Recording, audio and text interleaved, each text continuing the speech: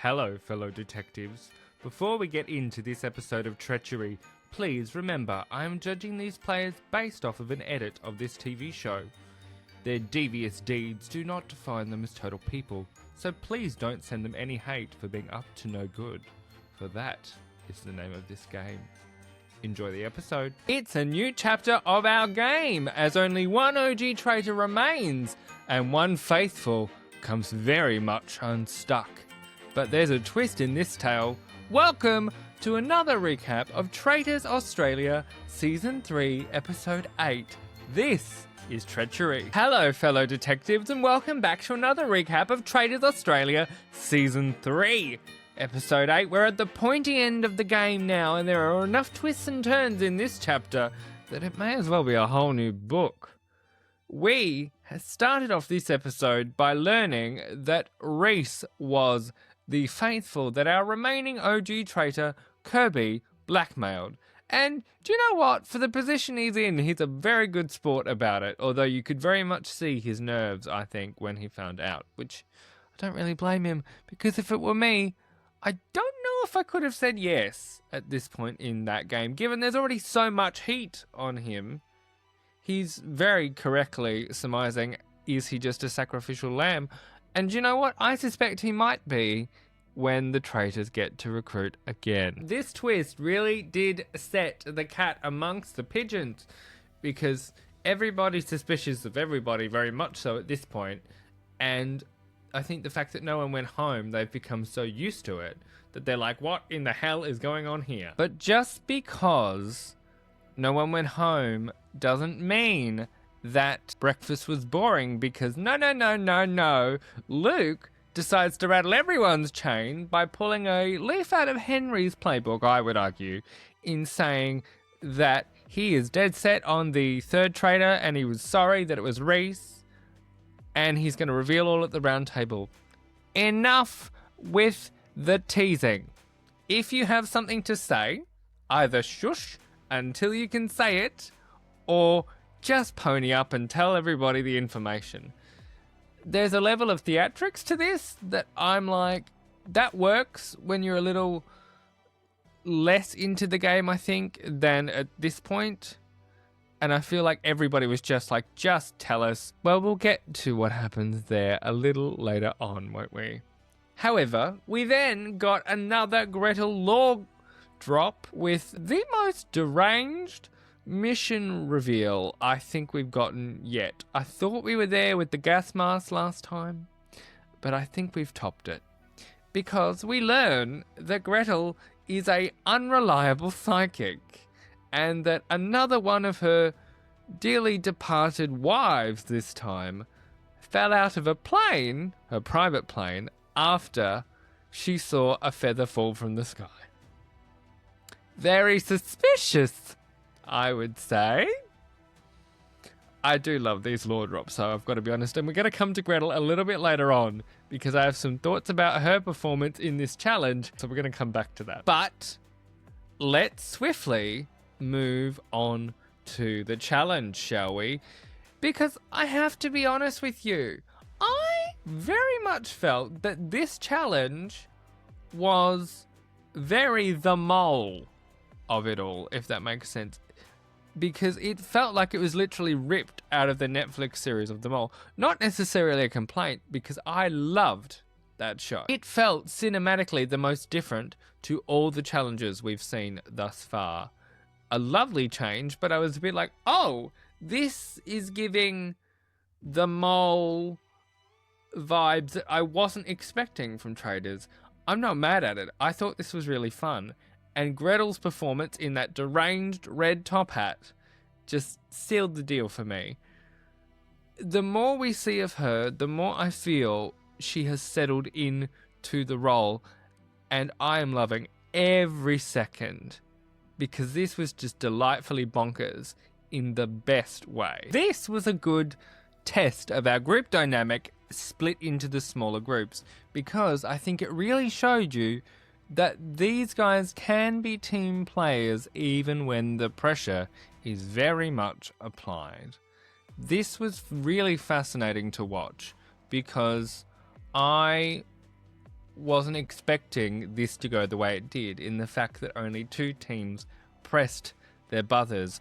Although I feel like the phone calls did not really help matters whatsoever, because the line was so deliberately unreliable. I feel like all it did was add more chaos to the pot than actually help them come to a decision. And I'm shocked that they managed to add the $20,000 to the prize pot.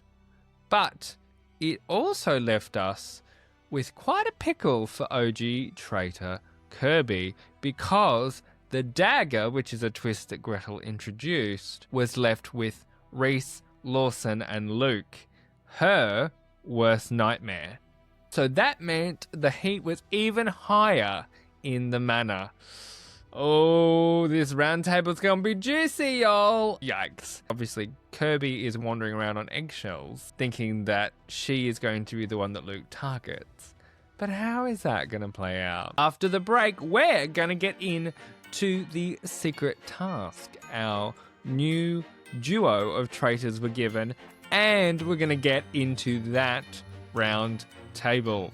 I'll see you in just a second. Welcome back, fellow detectives. It is time to talk about the task that our new duo of traitors was given. They had to choose 2 faithful to face off in a very deadly card game, which we're going to get to a little later on, and in a surprise to practically nobody. Kirby and Reese chose Luke and Josh. It's twin v twin in a death match. Oh, this is going to be a good one, isn't it? This is a fascinating twist, and the fact that they had to do it in plain sight, essentially. But to be honest with you, I think they had an easy run of it. I don't actually think this was that dangerous to outing them as traitors. Anywho, let's talk about a round table, because, boy, this is interesting, isn't it? Another faithful falls because of a misdirection and, well, her own actions. Sorry, Claudia. It's true. I do not understand for the life of me where Luke has gotten this from. Sort of sensical, but still not. I am like, what are we doing? What are you doing? The way he's been posturing this whole time, I was like, oh, it's gotta be Kirby, right?